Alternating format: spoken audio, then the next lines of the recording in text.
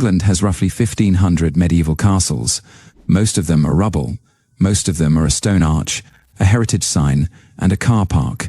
But some of them, and this is the part most people don't actually think about, are someone's house. Not a museum with a gift shop and a laminated floor plan.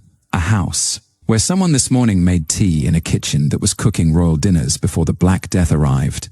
Where someone last night slept in a bed that has been slept in by 15 generations of the same family. Where someone is living their daily life inside walls that were raised when England was still fighting France over who owned what. There are 10 castles in England built before 1400 that are still inhabited right now. Some are royal.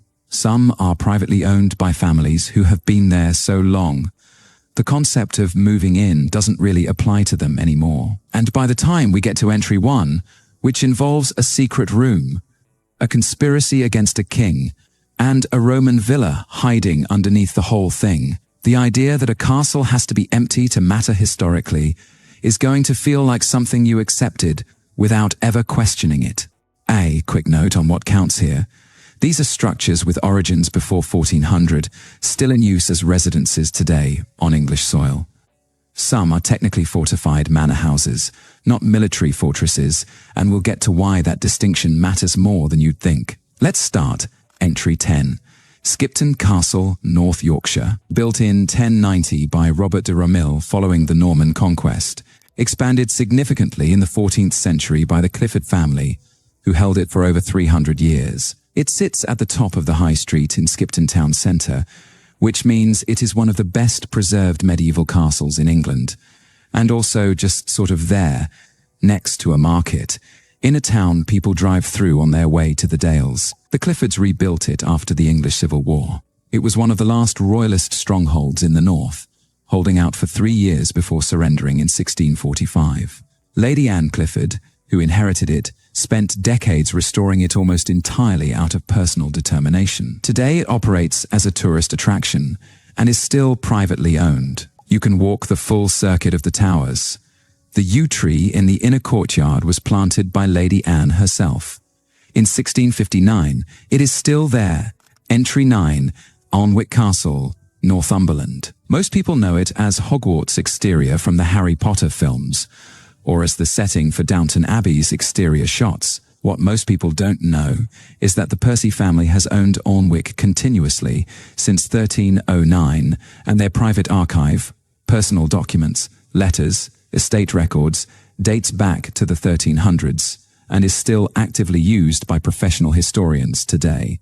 This is not a museum collection that was donated and catalogued. It is a family's personal paperwork, and it predates the printing press by over a century. Gutenberg didn't produce his first Bible until around 1455. The Percy family's archive starts before that, in a house people still live in. The Duke and Duchess of Northumberland use Alnwick as their primary residence. The castle has been continuously inhabited since the 14th century, and the archive sitting inside it is, in a very real sense, older than the idea of mass-produced information. Entry 8. Windsor Castle, Berkshire. Yes, it is on the list. It has to be on the list because the detail most people don't know about Windsor isn't the size or the history or the 39 monarchs. It is the kitchen. Windsor's Great Kitchen is the oldest working kitchen in the country, serving dishes since the days of Edward III around 1360. And it has been in continual use for over 650 years, serving 32 of Britain's 39 monarchs. Sammy room, same function, 6.5 centuries of cooking in one place. And then there is the detail inside that detail, which is the one that actually stops people cold. The clocks in the Great Kitchen are always set exactly 5 minutes fast to ensure the monarch gets their food on time. Nobody changed it. Nobody decided to modernize the system. A scheduling workaround from the 1300s is still running in that kitchen today. And the people using it don't question it because at some point it just became the way things are done. That is Windsor. A working palace that has been continuously occupied since Henry I in the early 12th century, and it still runs on medieval logic. Entry 7, Arundel Castle, West Sussex. The Dukes of Norfolk have lived here since 1138, making it one of the longest continuous aristocratic residences in England. The castle was heavily damaged during the Civil War and substantially rebuilt in the 18th and 19th centuries. So it looks more Victorian Gothic than medieval from the outside. But the core of the structure, the motte, the keep, the shell, goes back to the 11th century. The current Duke of Norfolk still lives here. The castle opens to the public in the summer, and the private apartments occupy a portion of the building the public never sees. There is a 14th century Fitzalan chapel inside the grounds that is still used for Catholic worship by the family. It is one of the few private chapels in England that has maintained unbroken Catholic use since the Reformation, which is its own remarkable story. The detail that tends to land: the chapel is technically split between the castle and the adjacent parish church, with a wall running through it, so the family and the public have worshipped on opposite sides of the same building for centuries. Entry 6, Bamborough Castle, Northumberland. On the northeast coast, sitting on a basalt outcrop above the North Sea, there has been a fortification on this site since at least the 6th century. It was the capital of the ancient kingdom of Bernicia. The current castle dates to the Norman period and was significantly rebuilt in the 11th and 12th centuries. It passed through various hands, fell into serious disrepair, and was purchased in 1894 by the industrialist William Armstrong, whose family restored it over several decades. The Armstrong family still lives here. Part of the castle is open to visitors, and part remains a private home. The thing about Bamborough that most people miss is the location. There is no angle from which it looks like a place people actually live. It rises straight out of the rock above the beach, surrounded by sea on 3 sides, and on a grey morning it looks less like a residence and more like something a medieval king commissioned to remind people what power looked like. The family living inside it is, by any measure, doing something unusual. Entry 5, Sizergh Castle, Cumbria. And this is where it starts getting strange. The castle was built as a manor house by Sir John de Broughton in 1300. Wait, that is Broughton. Let me give you Sizergh properly. The Strickland family moved into Sizergh in 1239. That means they were already there when the Black Death arrived in England in 1348. Over a century before the Wars of the Roses even started. They were there before the printing press, before Columbus, before the Reformation. The family occupied Sizergh for over 700 years. In 1950, they handed the house and estate to the National Trust, which most people assume means the family packed up and left. They didn't. The Stricklands still live there. Legal ownership transferred. The residents didn't. And here is the thing about Sizergh that makes it unusual even by the standards of this list. It is technically not a castle. It is a grand country house built around a 13th century defensive Pele tower. It looks like a castle. It gets listed with castles, but the castle part is really just one tower that the rest of the house grew around over centuries. The label stuck because the structure was there first and the house came after. Entry 4. Broughton Castle, Oxfordshire, built in 1300 by Sir John de Broughton at the confluence of 3 streams, which created a natural moat. The house was sold in 1377 to William of Wykeham, Bishop of Winchester, and has remained in the same family since that time. That is the Fiennes family. Yes, related to the actor. They've been here since 1451, and this is the castle where, in the 1630s, the first Viscount Say was quietly plotting against Charles I Fiennes, and his associates used the Providence Island Company as a cover for their illicit meetings to organize resistance against Charles I. Fiennes and men like Pym, Hampden, Lord Warwick, Lord Brooke, and Sir Henry Vane met in what they called the room that hath no ears. That room is still there, at the top of the tower, a literal conspiracy room inside a house people still live in today. In 1642, William Fiennes raised a regiment of blue-coated foot soldiers and 4 troops of horse for the Parliamentarian army.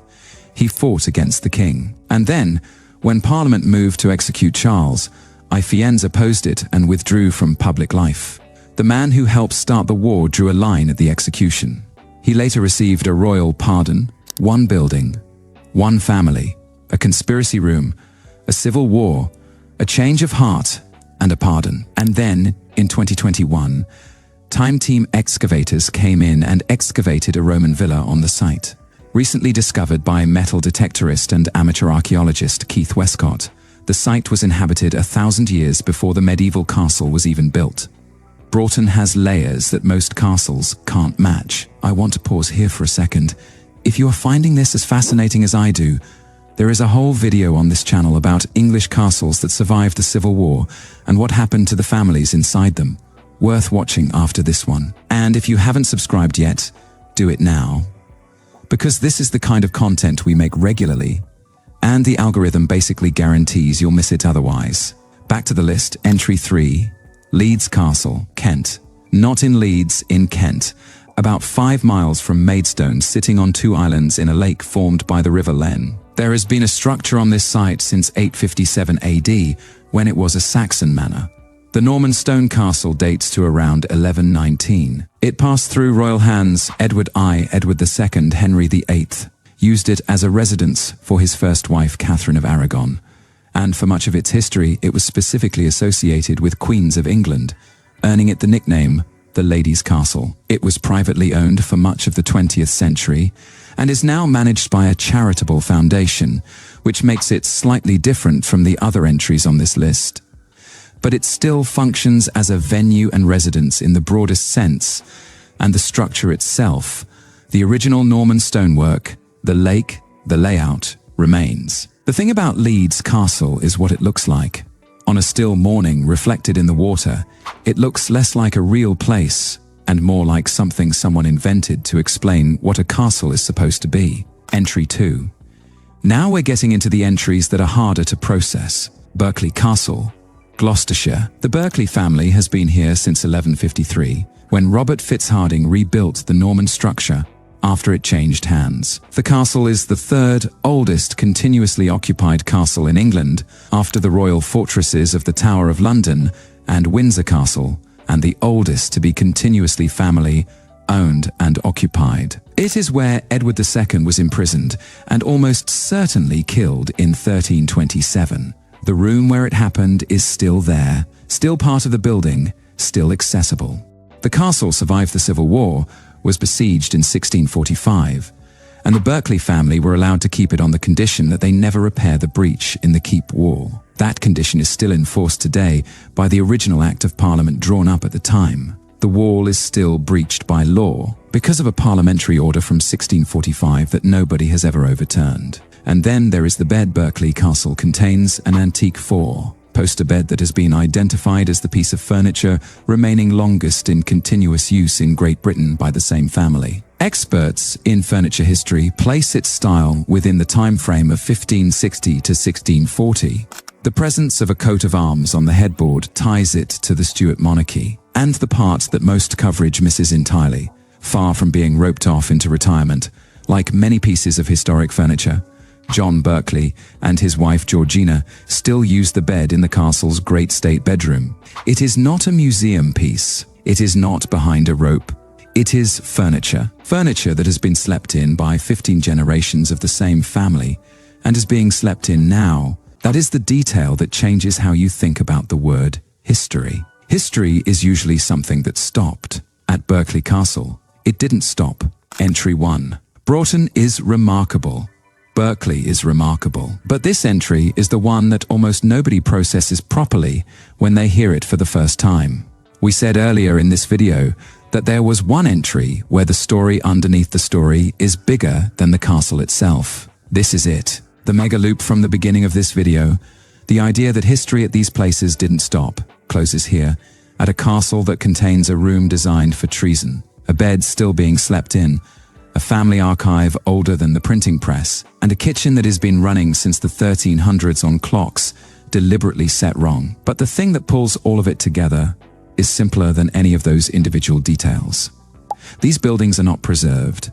They are not maintained as exhibits. They are homes. The people inside them are not curators. They are residents. And that distinction between a place that is kept and a place that is lived in is the one that changes everything about how you understand what a medieval castle actually is. Most of what we call history is things that ended. These 10 castles are history that didn't end. It just kept going. quietly, with someone inside making coffee, locking the door, sleeping in a 400-year-old bed, and running a kitchen on clocks set 5 minutes fast. Because that is how it has always been done. Drop a comment below with which one of these surprised you most. I am genuinely curious whether it is the bed, the conspiracy room, or the kitchen clocks, because those three tend to split people pretty evenly. And if you want to go deeper on any of these, the next video is right there. Watch it.